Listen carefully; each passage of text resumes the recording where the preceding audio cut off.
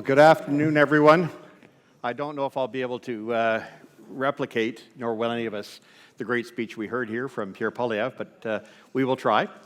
I'm Dan McTeague. I'm moderator for today's session, which will be on tech, not taxes, and as it describes for all of you here, an idea that really perhaps there isn't an either-or position that we need to take. Now listen, this is not going to be about Dan McTeague and energy.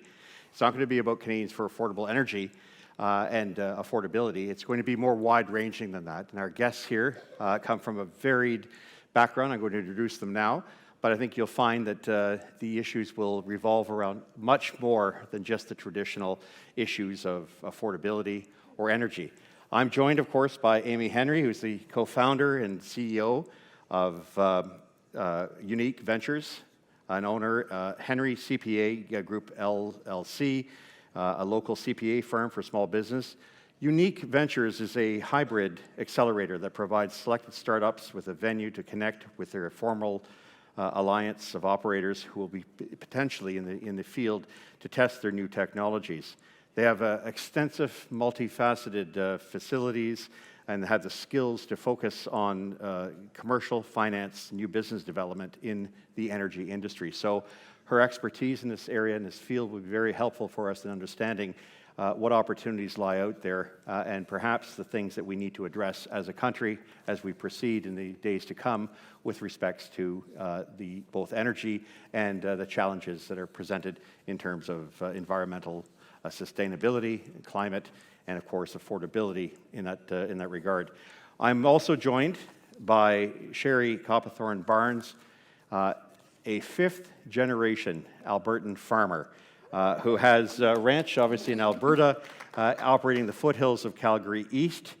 I'm not going to give as much of an introduction, but to follow up on a quote that she made that I thought was excellent. Sustainability to us means leaving the place in a better shape than when you first took the reins. When an operation focuses on strategy that looks to be socially responsible, economically viable, and environmentally sound, its long-term viability is much easier to achieve. Succession becomes easier as a path is set and that can be measured and adjusted in order to succeed on all fronts. Her work, obviously, as founding chair of the Canadian Roundtable for Sustainable Beef, led to the establishment and development of the CRSB, including the Certified Sustainable Beef Framework.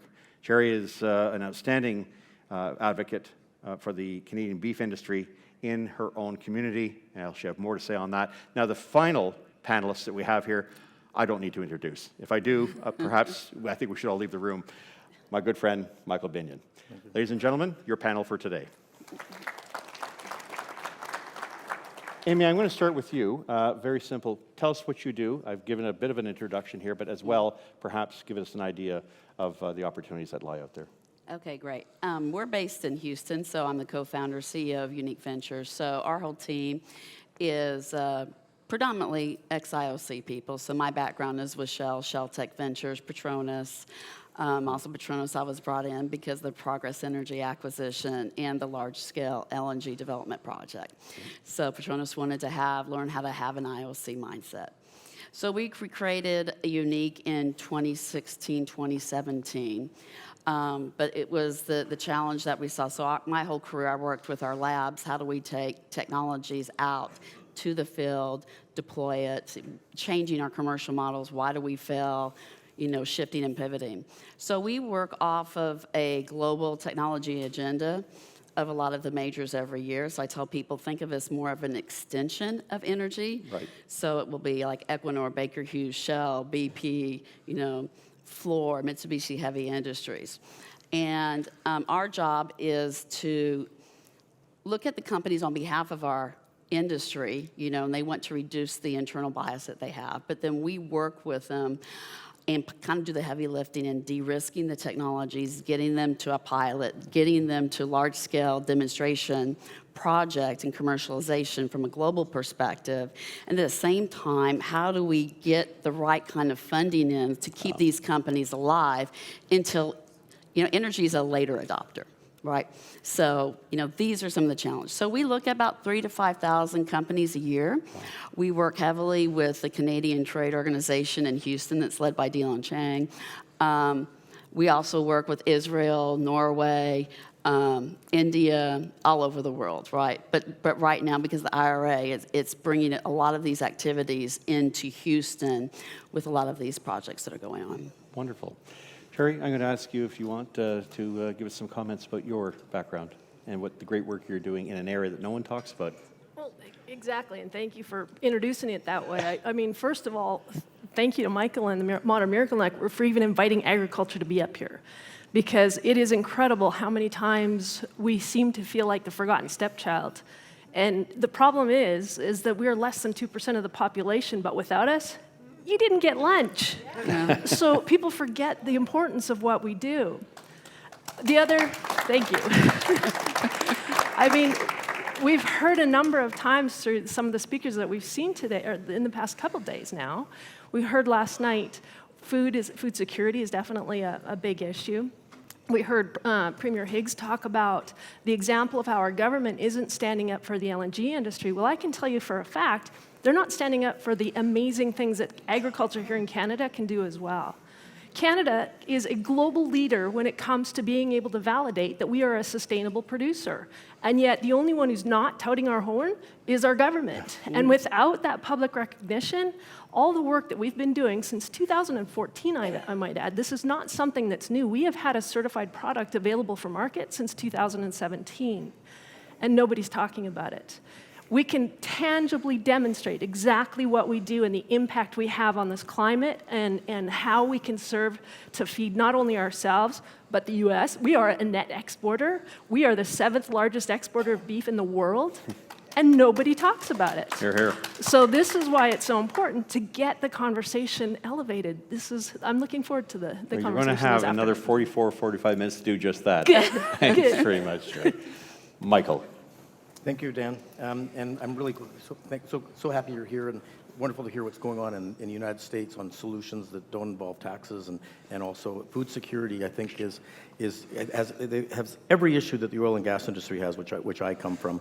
What I really want to get across is about 3 points, but it really starts with I'm just so frustrated with this constant refrain. Well, conservatives don't have an alternative to the carbon tax, so they must want to do nothing. And I'm just so tired because we sponsored, our Modern Miracle sponsored carbon tax panels, climate policies. We had a very entertaining debate on carbon taxes here. This was 2017, 2018, 2019.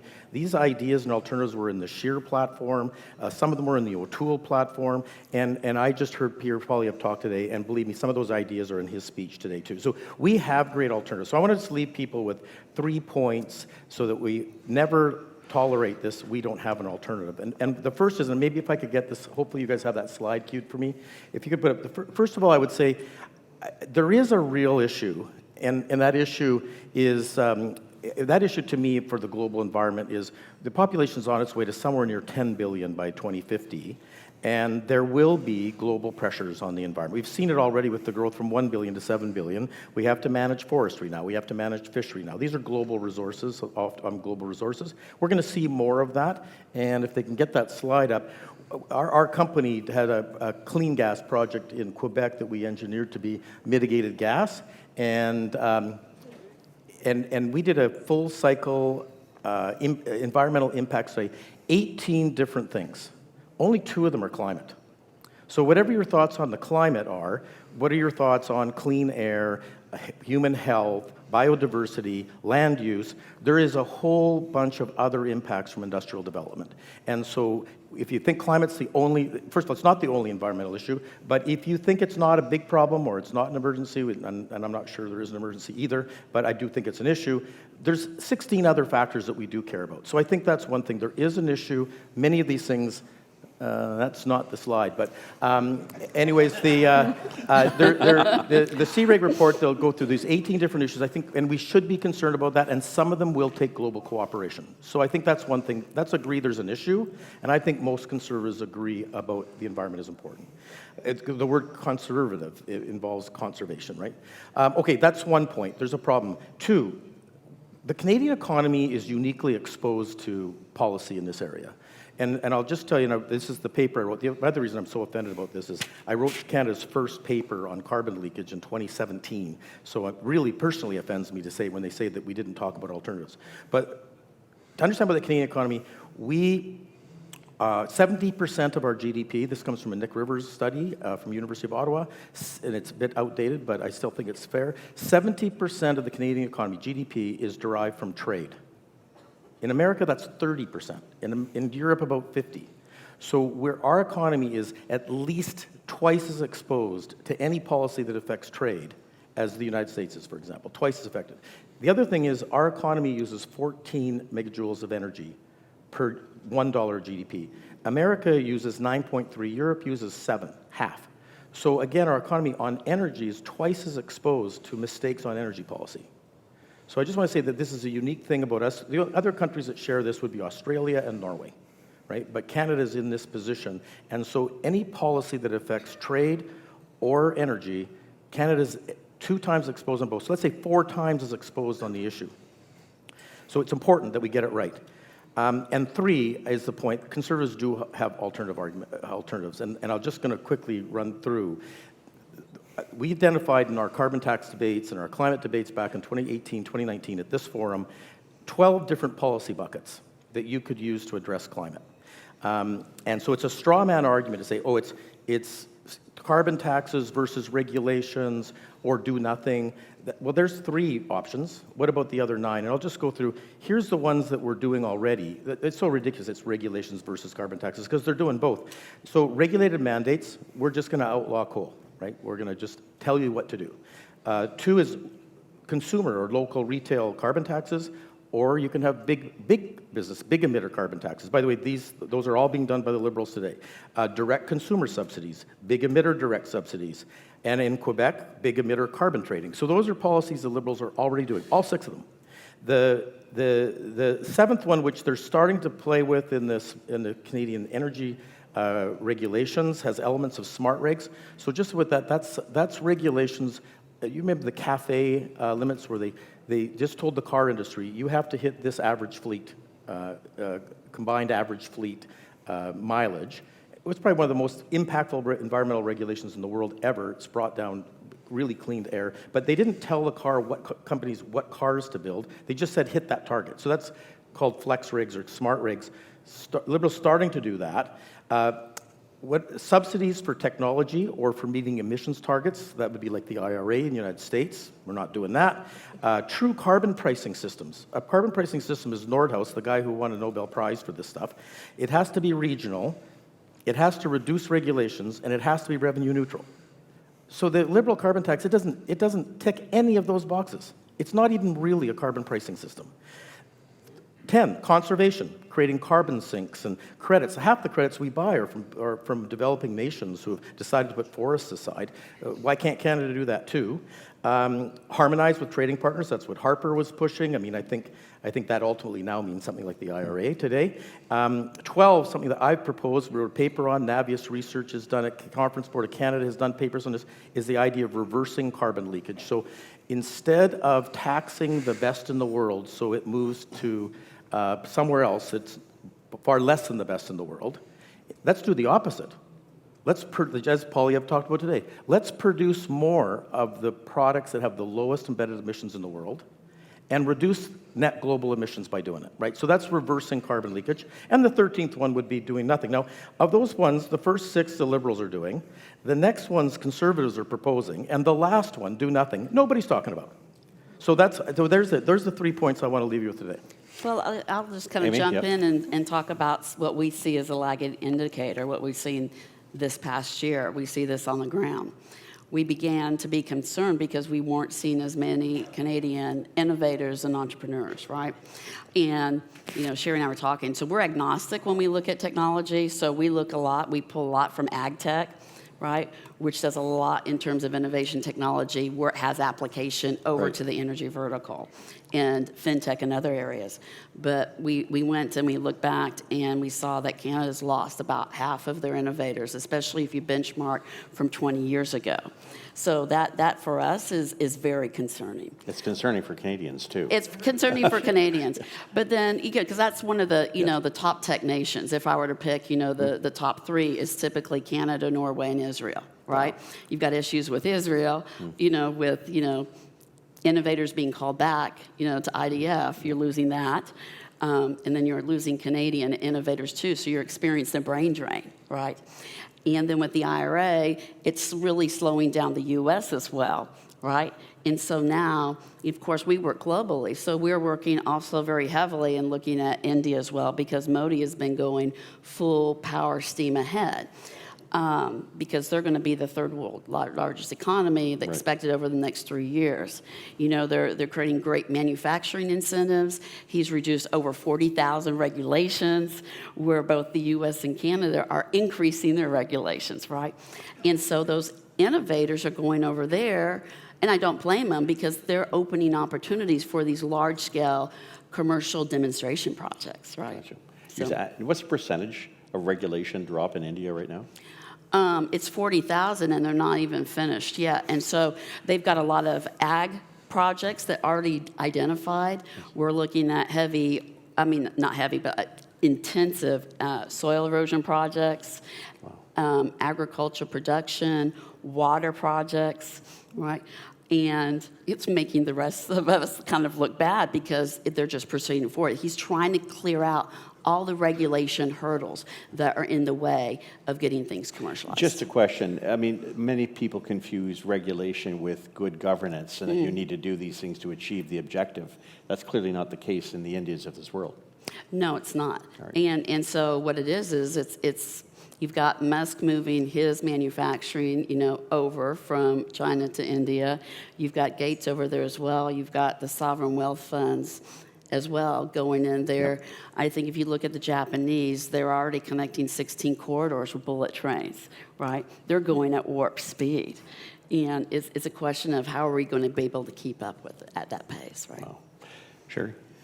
Well, this conversation, I don't even know where to begin, because there's so many pieces to put together here. From Canadian agriculture's perspective, we have a lot of the answers that you need as well. When I look at just the beef industry, because that's technically where I have the most information, when it comes to a carbon trading type of system, first, our biggest challenge definitely is getting the confidence of what measurability is, making sure that everybody's comfortable saying what I am actually sequestering or what I'm actually emitting is what it is. That's been one of the toughest struggles.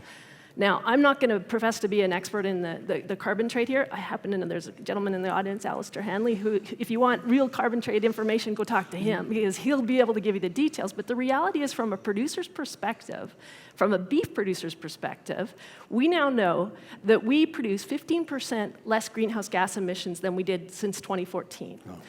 That's the start. We also know on the 63 million acres that it takes in Canada, which is a total of 2.4 billion acres, I might add. So on 2% of our land base, we're able to sequester 1.9 billion tons of carbon when managed properly.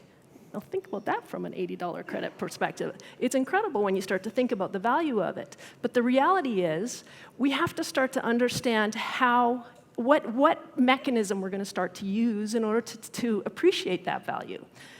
That decrease in greenhouse gas input, the emissions that I was speaking to, bottom line, that didn't come from looking at our climate change and carbon sequestration perspective. People forget that as a rancher and as a farmer, I'm a business. And so I look at productivity. I look at how I can produce a pound of beef, a bushel of grain, as cheap and as effectively as I can. The incredible byproduct of that is I have now decreased days on feed. I've now decreased the amount of inputs, amount of herbicides and things that are needed to get that product to market, which just happened to also decrease my carbon footprint and decrease the amount of water I use. So this idea of having to tax for carbon to make me produce better is actually inhibiting me and handcuffing me from being able to do what I need to do to make a living, first off, and supply food for the world. Tech is not the problem. In agriculture, I have access to some incredible amount of software and equipment, which, by the way, doesn't talk to each other because of policies and regulations we have here in Canada that won't allow me to have them talk together. What holds us back from being truly able to function properly is regulations and policies that are hidden or put into some side areas that nobody's willing to touch because agriculture is not big enough here in Canada to open up those cans of worms. And it's an important export, and yet you can't live without it. How many officials from the federal government have you heard from in all your years of working towards this goal?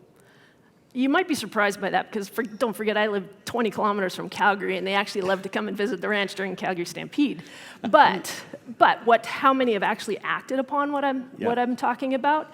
The frustrating part is I actually do get a lot of tours of assistant deputy ministers, ministers coming through, trying to understand and wrap their head around what policies, what is needed. But the problem is we have this revolving door of about a 2-year timetable for these people to sit in these portfolios, yes. And then they move on. So by the time you actually get them brought up to speed to be able to start talking strategy on how to create policy that's actually going to work, you're stuck dealing with the next person who has no idea what you're talking about.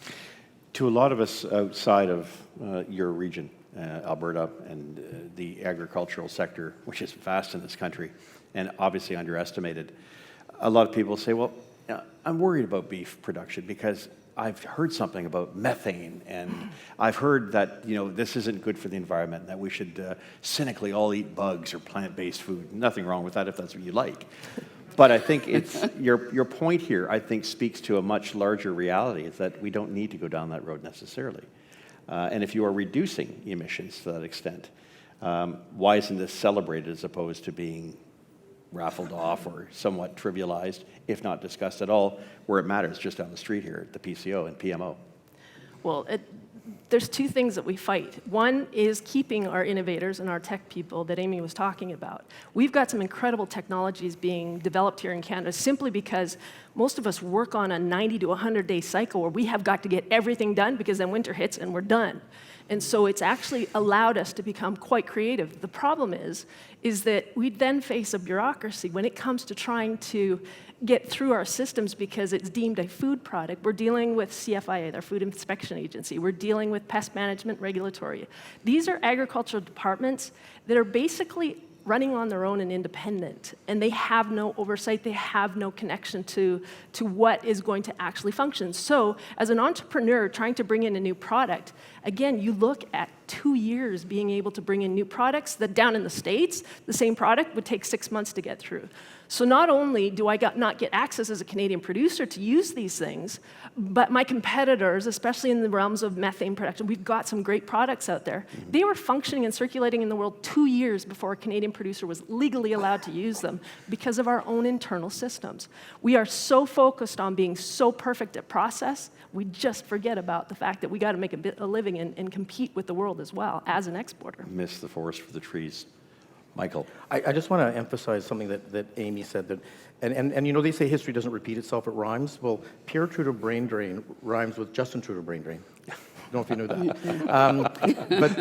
that. But this is happening in real time, and if you just look at Amy's U.S.-based organization, of course everything's big in Texas, as we know, 3,000 to 5,000 companies a year reviewing who have got ideas to reduce the emissions from our primary production, whether it's agriculture or biotech or oil and gas or whatever, and how many of those were coming from Canada. And it's not that they're not coming from Canadians. It's just the Canadians are now, if you're a Canadian climate tech engineer or entrepreneur, you've moved to the United States. Yeah, I mean, if previously you could take the two systems and they were a beautiful complement to one another. Okay, so in the U.S. it was do or die up to a certain stage. I mean, you didn't get a lot of the government grants and funding. The Canadians did.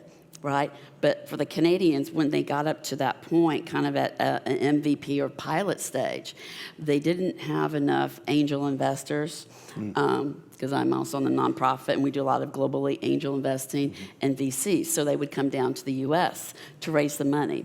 And then also they would not be able to, it was difficult to get pilots from the energy companies. Right. So we started to look at this, and they said, why is this? Why do our energy companies look at this equation a little bit differently?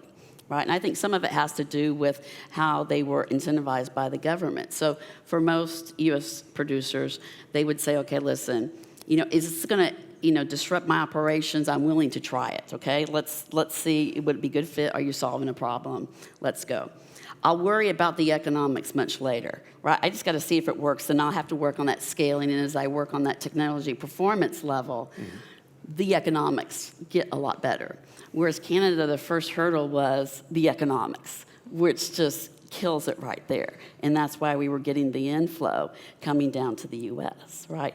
And we said, okay, how do we help solve this problem? Yep. But now the IRA has slowed down our producers now, so everyone wants to grab all of there's no cap on the IRA, on the tax credits. So everyone is stalling out, as well as private equity and VCs. They want to capture as many of these credits as possible.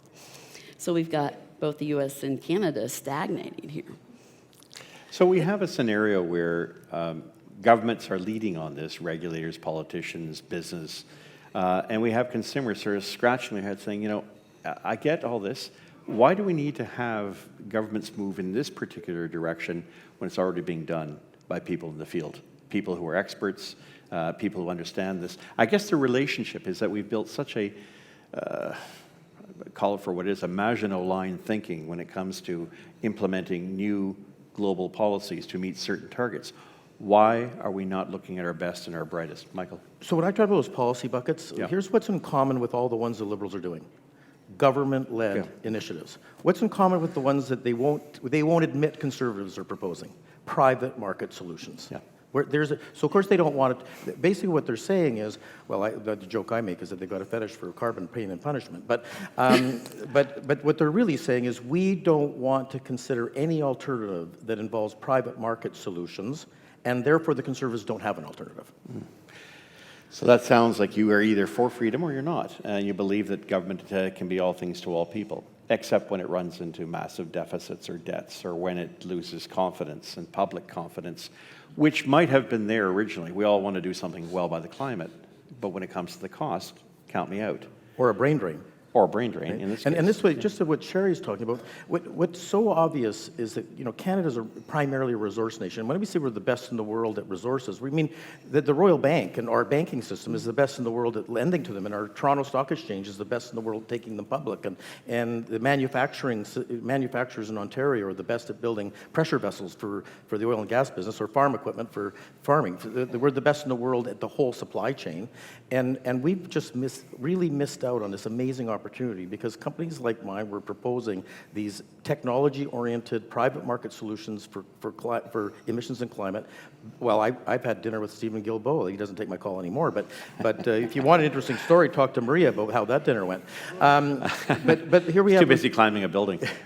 You have to talk about Sherry's talking about that we could be the world's leaders in agriculture on emissions too. And by the way, we get almost all our lamb from New Zealand. It's not impossible we couldn't get all our beef from Argentina. Do we really think the carbon footprint of beef in Argentina is better than the one in Canada? Or Mexico. Or Mexico, exactly.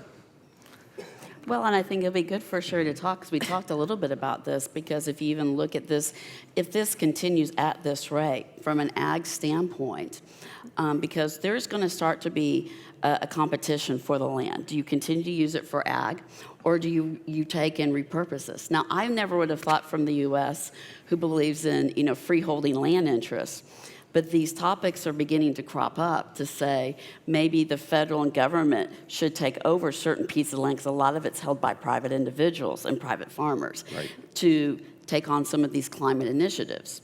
Well, if we start to do that, then the long-term food supply is going to start to come from China. And that is also a really big concern, too. Definitely. Yeah. I mean, Sherry, this is all about, we really require the boldness of government to stand up and understand and have faith in what we're doing as landholders, as private property owners. And I'll go back to that 1.9 billion tons of carbon that's in that soil. It wouldn't be much for a politician to be able to stand up and say, you know that's equivalent to 2 billion passenger cars in a year, the emissions that they produce. Like, there is an incredible amount of good news in a lot of the information that we're doing. They just need the faith and understanding that business has the ability to actually deliver on a lot of these goals and not be the ones that stand in the way. in the area of the tech side of it, I was fortunate enough to be a part of the Alberta government's funding mechanism there for a lot of the agricultural tech things. And what I saw there, we have an incredible capacity here in Canada to be able to, because of that innovation spirit within us, to get products to this point of getting to the end of research. What we can't do is get it transferred to commercialization. I will argue that our banking system is a little bit at fault in that, because many of our entrepreneurs are required to put up personal guarantees behind this. And that's a requirement that's not happening in the States or in other jurisdictions. I think it's such a big picture thing as to the plethora of problems that really are holding us up. Until we start sitting down and talking about this and really kind of strategizing on how we can amplify the good things that are happening within this country as a group and as a unified group. And that's where I really appreciated getting to know Michael a lot better, is because the oil and gas industry and the ag industry, we're walking down the exact same path, just two different commodities, and that's it.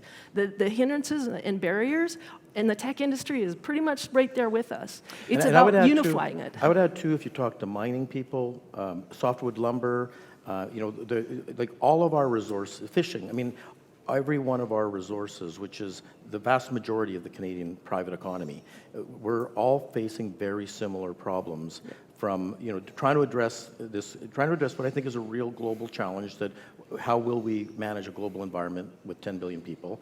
But we're running into real problems that, as Canada, a world leader, has private market solutions that Sherry talks about. Every one of our industries has amazing ideas and technology, easily could be the world leader in climate tech. Canada could easily be that.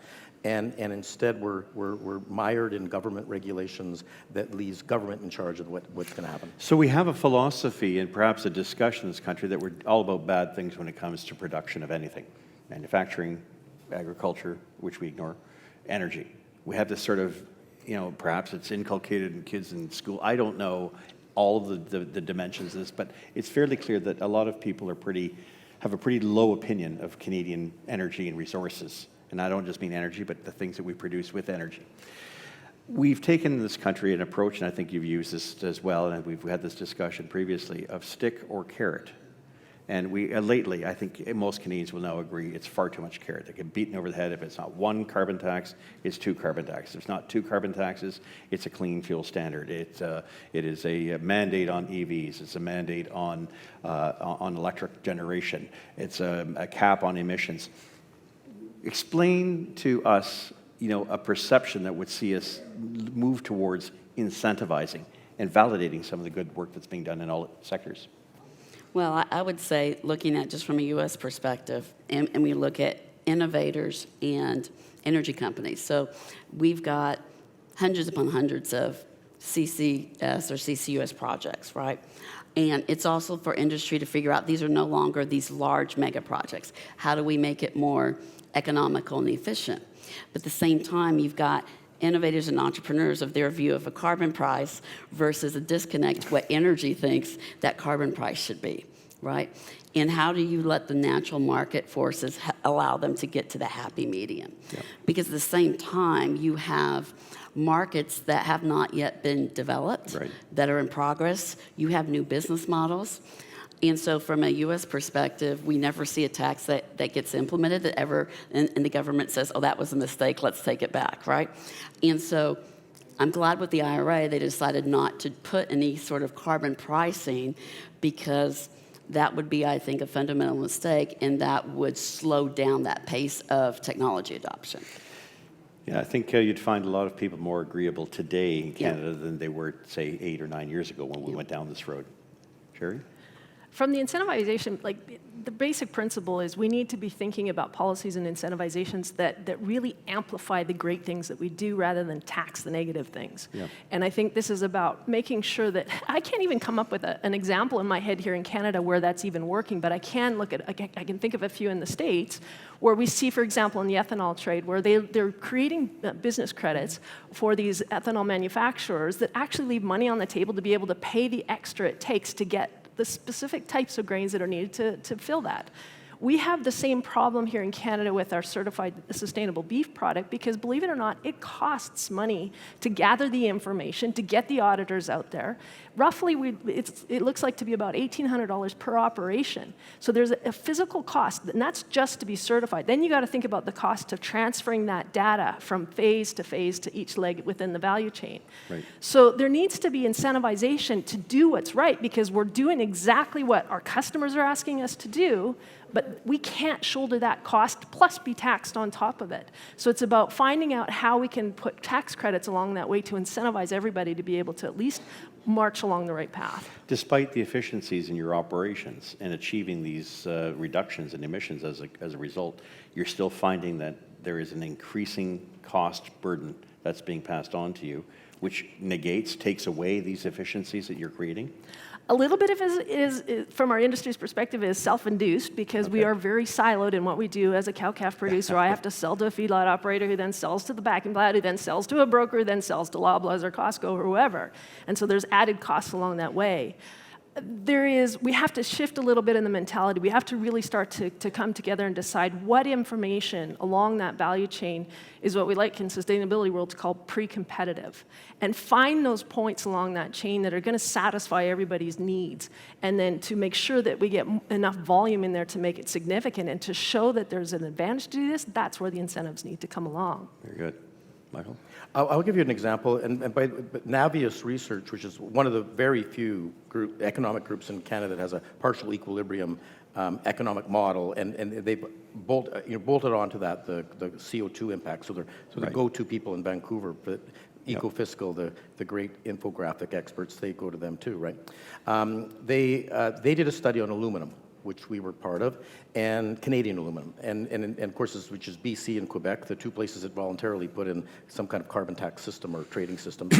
And the data, what the data shows that Canada produces 2 tons of CO2 for every ton of aluminum. So two for one.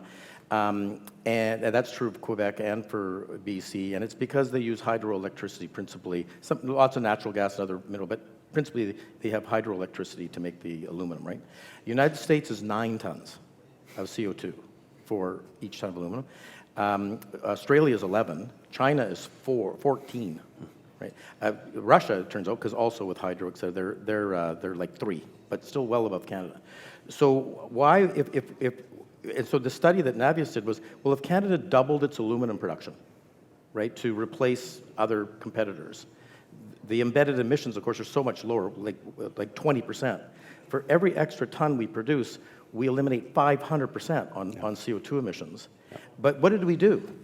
Right? We said, let's put in more, let's give you more expensive inputs, natural gas, for example. Let's make your inputs more expensive. Let's burden you with all kinds of regulations. Let's burden you with several layers of taxes. But that's okay because we'll give you a credit, an output-based allocation credit, which they've said if you're not producing at least 50,000 or 25,000 tons of CO2 per year, you can never afford to capture all the information you're talking about. So we burden them all with that. So do you think we're producing more aluminum, or are people thinking about shutting down their aluminum in Canada?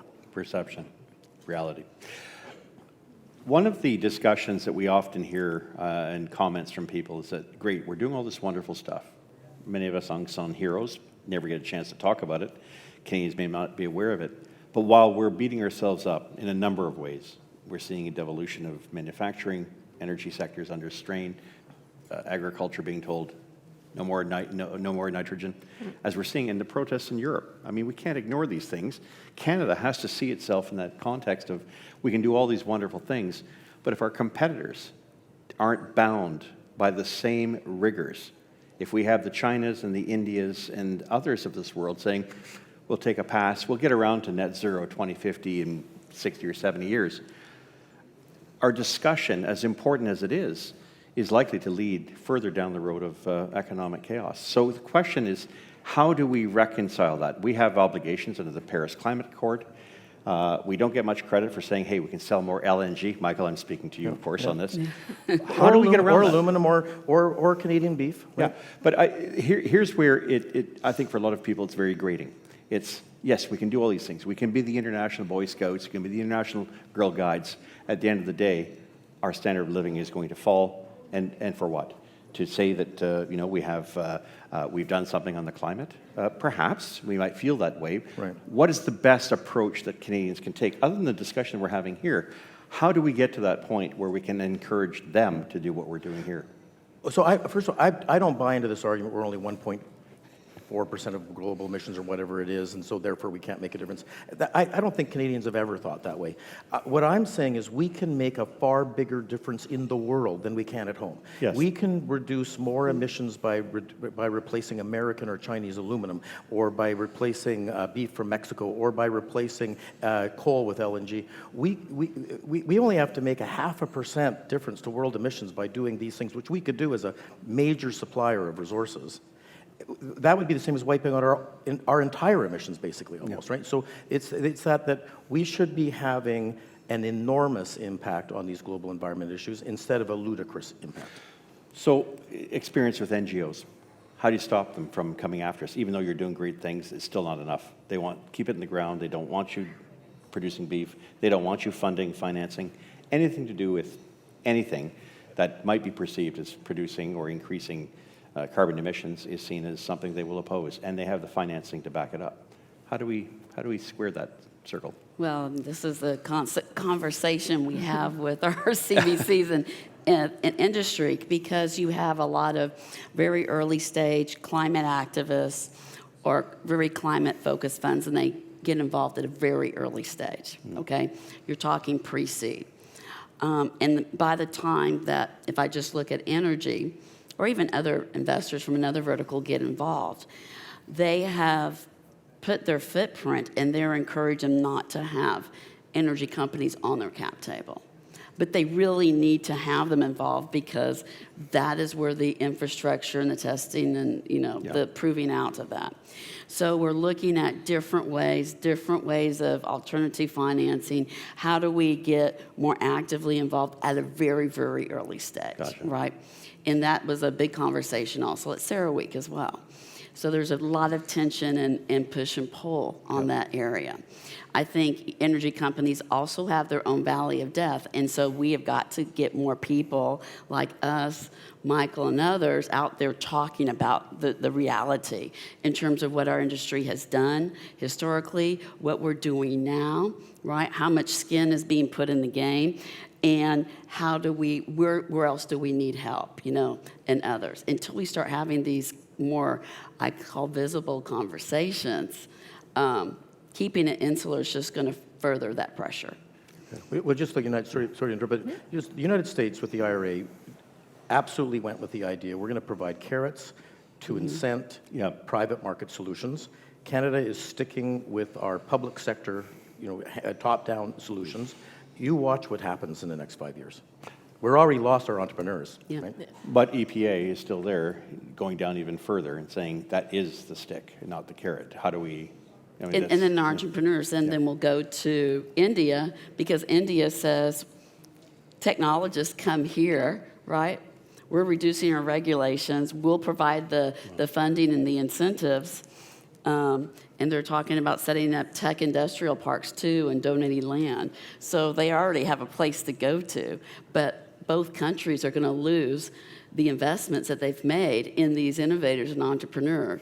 And it's not the government, it's the taxpayers' money at the end of the day. We need to remember that. Sherry will be buying her climate tech from India to produce the low-emission cows. I got a deal on a Stellantis and maybe some Volkswagen battery plants in Southern Ontario if you want. And you see, that is dead wrong, because my ranch, for example, half of it's at 5,000 feet, half of it's at 3,600 feet. And I can tell you what I have to do up here is completely different. There is no tech that matches the both. And that's the first thing we have to remember. You can't pigeonhole operations. I'm the CEO of a 137-year-old operation because we know how to ebb and flow and flex with whatever the climate is, because I don't get a say in what the climate does from year to year. And it's about being flexible. To answer your question about the NGOs and how to really handle and manage them, one of the great learnings that we had in the animal industry over the past 5 years is you have to bring them to the table. You have to be willing to have that hard conversation. But the reality is, it's not us as industry that was doing the hard talking. Right. We had created partners within our corporations, the Cargills, the McDonald's, the Loblaws of the world. They actually stood up for our industry because we had taught them exactly what it was, the benefits of working with us as producers was. And what it did is it tempered the NGO's messaging. It also helped them start to realize how they can better. They started looking at that incentivization thing rather than the persecution thing. When you look at the number of grassland projects that are out there right now, being backed by a number of our NGOs nowadays, you don't hear in the media the number of animal welfare horror stories that you used to, because now there's an understanding of why some of these things are happening, and some of them are avoidable and some of them aren't. Whether we like it or not, they are sentient beings that can do the most crazy things you could ever imagine, and there's never going to be a perfect control for that. So it's about being able to help the NGOs understand who you are, but having that partner tell your story and leverage your story rather than being the one as the industry to tell it. Fantastic. Michael? Well, let me tell you, let me finish my story about Stephen Guilbeault. Yeah. So in Quebec, we met with World Wildlife Fund, Suzuki, Greenpeace, and Equiterre, which is where Stephen Guilbeault is. And of course, and I would say that 3 of the 4, including Stephen Guilbeault, were actually, I think, very reasonable people. They were quite good to talk to. I think that they have, they really do have a concern about the global environment and are trying to do the right thing, right? But I went in to pitch our project, said, look, maybe you don't understand, but let me show you the numbers on how much emissions would be reduced simply by producing gas locally and not having to transport it. But look at all the other upsides there are that we could substantially reduce emissions. This is 2011, right? And Stephen goes, well, you know, you're a pragmatic businessman, and it's not that we don't understand that. We do understand that. But first of all, we don't really care about other places' targets. You know, the fact that Canadian emissions would go down is fine, but we concern primarily with Quebec emissions, so you're not helping that. And the other thing is, I'm an idealist, and nothing will satisfy me but zero, so it's not good enough that you're offering me this half loaf. Now, I'll tell you, 13 years later, 6 megatons just from the transportation would have already been reduced, and the government of Quebec would have had another $5 or $6 billion in revenue. So this is an environmental disaster, and it's a perfect example of what the end goes with this idea that we'll accept nothing but perfection, yes, and we only care about our local results, is causing enormous harm. In spite of the well-being, in spite of them warning us about that there are genuine problems, which I give them full credit for, their solutions, publicly mandated solutions, are actually causing great environmental harm. And one has to consider as well